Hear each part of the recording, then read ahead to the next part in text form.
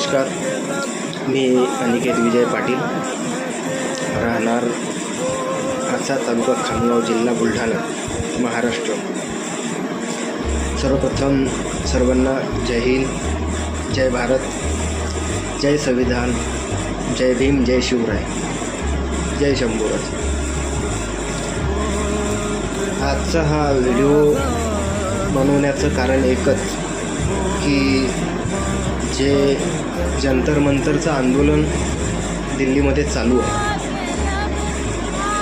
त्याकडे बारकाईनं पाहिलं तर कुठेतरी अतिरेक होतोय का, हाच प्रश्न माझ्या मनात घर करून बसलेला. सोशल मीडियावर जेव्हा ॲक्टिव्ह झालो तेव्हा एकही व्हिडिओ असा दुसरा कुठला आला नाही. त्यामध्ये दिल्ली में ये हुआ, दिल्ली में वो हुआ, छात्रों पर गोलीबारी की, छात्रों पर अश्रुधूर के गोले फेके गए, म्हणजे अशा बऱ्याचशा न्यूज समोर आल्या. तर आजचा हा व्हिडिओ बनवण्याचं कारण एकच की ते जे आंदोलन होतं ते लोकशाही मार्गाने आणि शांततेच्या मार्गाने चालू असलेलं ते आंदोलन होतं. मात्र त्याला कुठेतरी प्रशासनाने डिवचण्याचं काम केलं आणि त्याचे पडसाद काहीतरी वेगळे उमटले. आज त्या आंदोलनामध्ये मी सहभागी होऊ शकलो नाही, मात्र त्याला सपोर्ट म्हणून माझा हा छोटासा एक प्रयत्न आहे व्हिडिओच्या माध्यमातून. त्याचं कारण असं आहे मित्रांनो, पाठीमागे माझी मुलगी झोपलेली, तिच्यामुळे मी कुठं जाऊ शकलो नाही. आणि उद्या चालून जेव्हा ती मोठी होईल आणि तिच्या निदर्शनास जेव्हा या सर्व गोष्टी येतील आणि तेव्हा ती मला प्रश्न विचारेल की पप्पा, जेव्हा दिल्लीमध्ये एवढं मोठं आंदोलन चालू होतं तेव्हा तुम्ही नेमके काय करत होते, तर तुम्ही नेमके त्यावेळेस कुठे होते आणि काय करत होते, आणि तुमचा त्या आंदोलनाप्रती विरोध करण्यासाठी किंवा त्या आंदोलनामध्ये सहभागी होण्यासाठी तुमचा हेतू काय होता. तर तिला उत्तर म्हणून मी हा छोटासा एक प्रयत्न करत आहे. तर बघा मित्रांनो, आपला देश हा लोकशाही प्रधान देश आहे. या देशामध्ये लोकशाही मार्गाने आंदोलन करण्याची प्रत्येकाला अधिकार आहे आणि तो त्याने बजावलाच पाहिजे. आपल्या हक्कांच्या प्रश्नासाठी त्याने मतं मांडलीच पाहिजे. सरकारच्या विरोधात आजची परिस्थिती अशी झालेली आहे की सरकारच्या विरोधामध्ये आंदोलन करणे म्हणजे देशद्रोही होतो का. आज आत्तापर्यंतची परिस्थिती पाहिली तर 2014 नंतरचे जेवढेही आंदोलन झाले असतील त्यामध्ये शेतकऱ्याचं आंदोलन असेल, कृषी कायद्याविरोधात शेतकऱ्यांनी आंदोलन केलं होतं, तेव्हा त्यांच्या आंदोलनाला खालिस्तानी, आतंकवादी म्हणून त्या शेतकऱ्यांना संबोधित करण्यात आलं आणि हे देशद्रोहाचं आंदोलन आहे म्हणून त्यांना डिवचण्यात आलं. मात्र देशाचा कणा असलेला शेतकरीसुद्धा या शासनासमोर हतबल झाला आहे. तोही आंदोलन त्याचं मान्य केलं जात नाही. आणि आज विद्यार्थ्यांची परिस्थितीसुद्धा तेच. असं म्हणतात की विद्यार्थी हे देशाचं भविष्य असतात, पण मात्र या भविष्यालाच कुठेतरी संपवण्याचा विडा या सरकारने उचललेला आहे, ते समजायला मार्ग नाही. 20 जुलै रोजी झालेलं CJP प्रोटेस्टच्या माध्यमातून जंतर मंतरचं हे आंदोलन, त्या आंदोलनामध्ये सर्वसामान्य परिवारातील सर्व मुलं, विद्यार्थी, विद्यार्थिनी आणि बरेचसे पारिवारिक त्या मधले लोकसुद्धा होते. नीट पेपर फुटीच्या विरोधात हे आंदोलन होतं आणि धर्मेंद्र प्रधान जे की भारत देशाचे केंद्रीय शिक्षा मंत्री आहेत आणि त्यांची मागणी एकच होती की त्यांनी राजीनामा द्यावा आणि हे मॅटर सॉल्व्ह झालं असतं. पण मात्र सरकारला नेमकं काय सिद्ध करायचं आहे तेच कळायला मार्ग नाही आहे.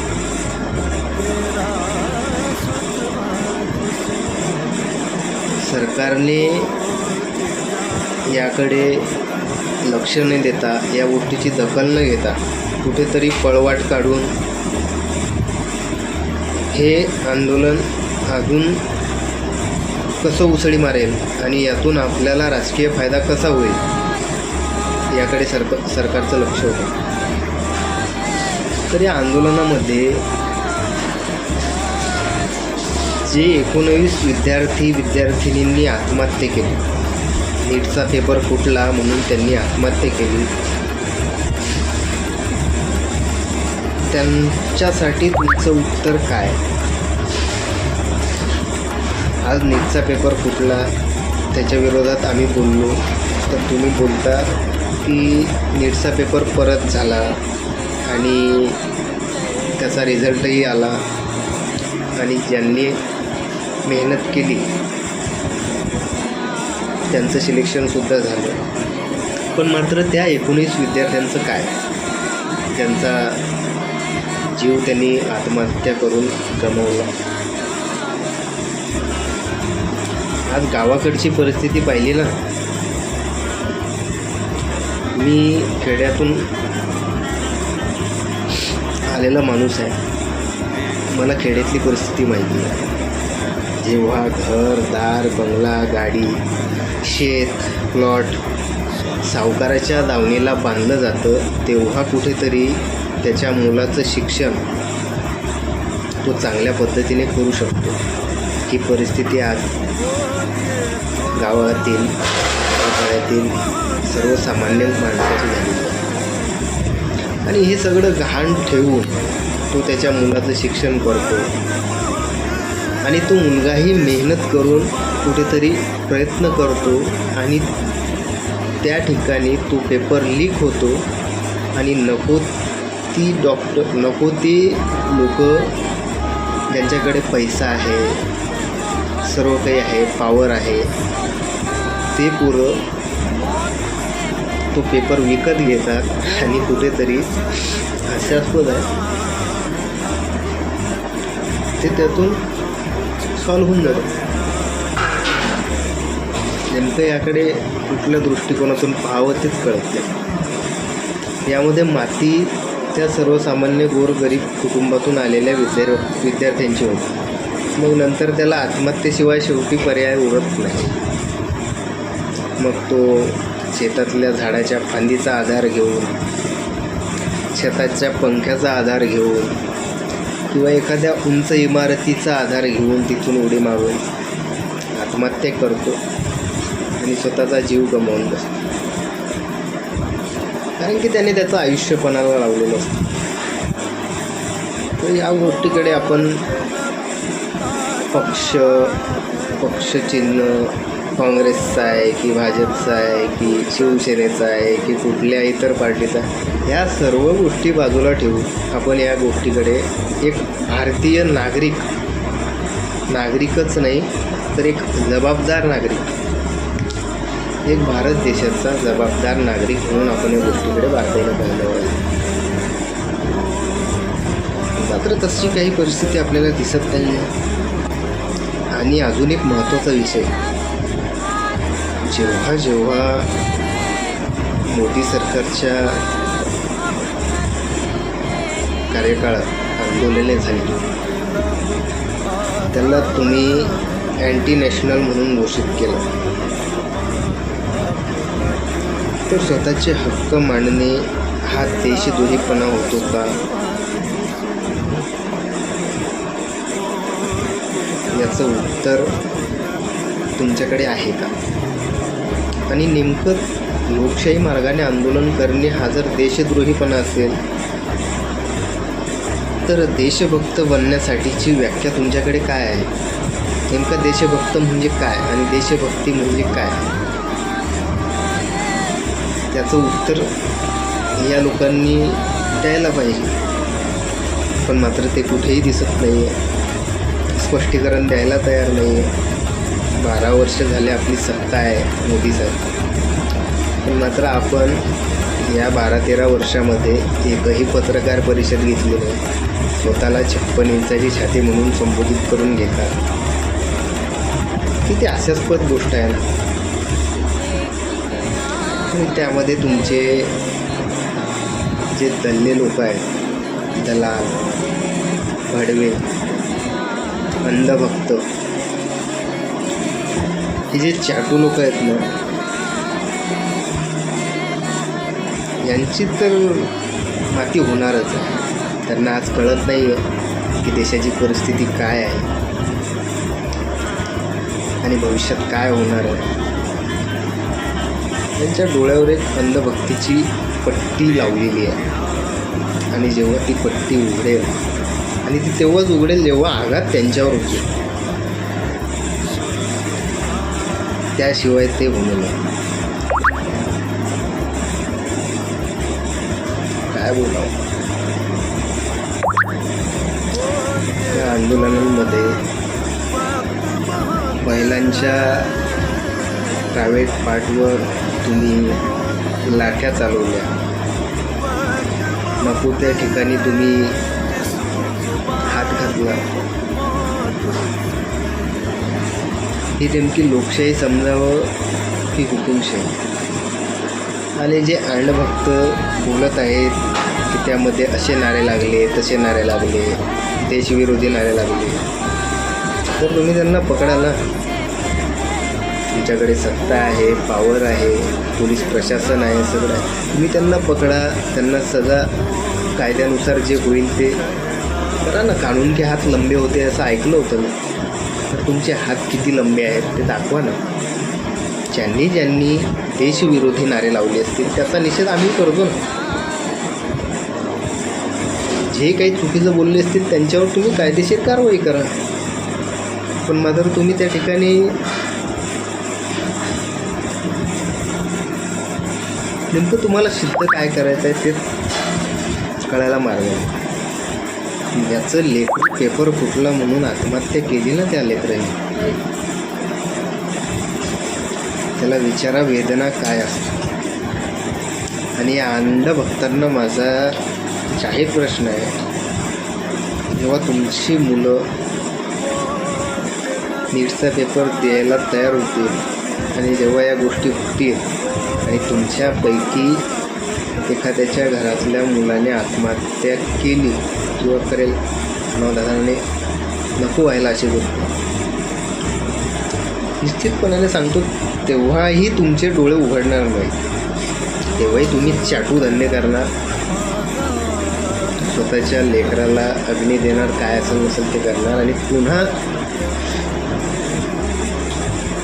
यांची चाटायला तुम्ही तयार होणार. इतकी नीच अवलादी तुम्ही सध्या त्या देशात झालेल्या आहे. तुम्हाला सत्य पडताळून पाहायला वेळ कुठं आहे.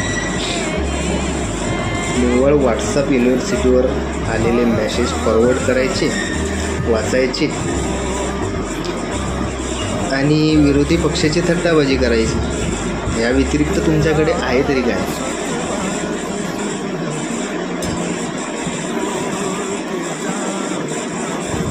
आज देशामध्ये बेरोजगारीचा मोठा प्रश्न आहे, महिलांवरील अत्याचार, वाढती महागाई, पेट्रोल डिझेलचे वाढते दर, इथेनॉलचा घोटाळा,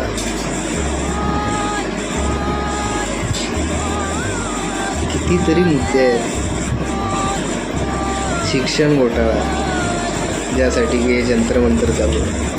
हे सर्व मुद्दे सोडून तुम्ही धर्माचा लॉलीपॉप घेऊन, तुम्हाला त्या मोदी साहेबांनी दिलेला आहे तो लॉलीपॉप घेऊन तुम्ही चोख करता. तुमच्या बुद्धीची कीव येते. नेमकं कुठल्या आडामासापासून बनलेले आहात तुम्ही.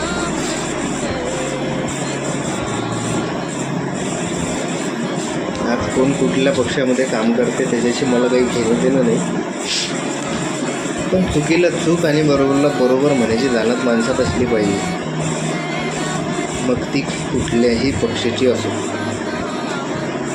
तो खरा माणूस. नाहीतर बाकी सगळ्या इजड्याच्या गणपती. त्या जंतर मंतरमध्ये किती टक्के हिंदू होते आणि किती टक्के मुसलमान होते हे पाहिलं का रे तुम्ही?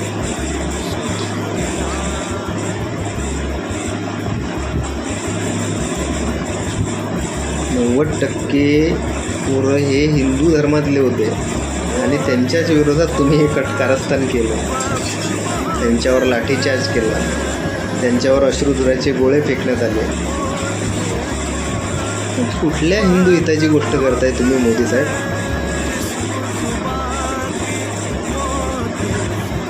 शेतकऱ्यांच्या बाबतीतही तेच आहे. या देशातील 75 ते 80% शेतकरी प्रवर्ग हा हिंदू आहे. मात्र त्याच्याच मालाला भाव दिला जात नाही, त्याचा सातबारा कोरा केला जात नाही, त्याला न्याय दिला जात नाही. मग तुम्ही कुठल्या हिंदुत्वाची गोष्ट करता हा मला पडलेला प्रश्न.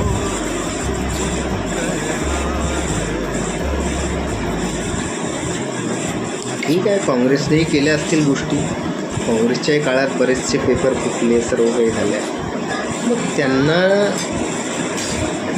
त्रासून लोकांनी तुम्हाला निवडलं आणि तुम्ही शेण खायला निघाले, तर लोकांनी नेमकं करावं काय?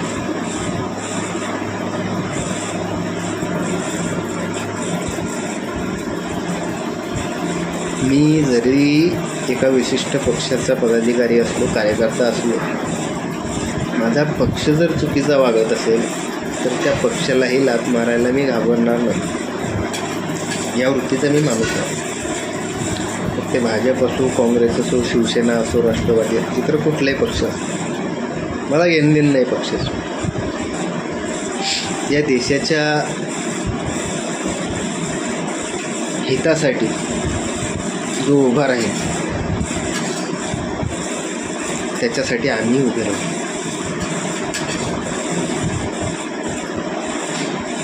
देशाचं या भविष्य आहे. तरुण विद्यार्थी हे देशाचं भविष्य आहे. या देशाच्या भविष्याच्या हातून तुम्ही पेन आणि पुस्तक जर हिसकावून घेतलं तर ते उद्या हत्यार हाती घेण्यासाठी मागे पुढे पाहणार नाही. आणि नंतर तुम्ही त्यांना देशद्रोही ठरवसाल. हे कितपत योग्य आहे? या गोष्टीकडे लक्ष दिलं पाहिजे. आपण एक जबाबदार नागरिक म्हणून आपण चुकीला चूक आणि सत्य काय ते पडताळून त्या गोष्टीचा निषेध केला पाहिजे. एवढंच बोलतो आणि थांबतो. जय हिंद, जय महाराष्ट्र, जय संविधान, जय शिवराय, जय शंभूराजे, जय महाराष्ट्र.